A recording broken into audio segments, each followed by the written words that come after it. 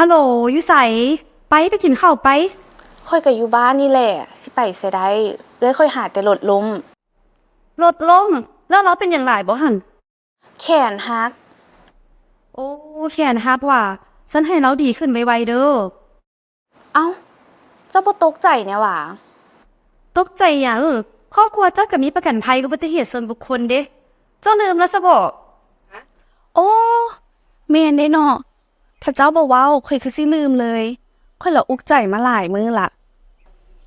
สั่นก็หายห่วงแล้วเนาะสั่น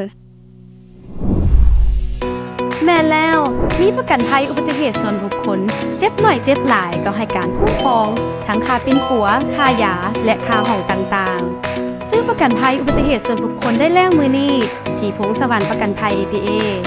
มีให้เลือกหลากหลายความคุ้มครองซึ่งทานจะได้รับผลประโยชน์สูงขึ้นตามแต่ละทางเลือกสูงสุดถึง100 ล้านกีบคุ้มแบบนี้ถีบซื้อเลย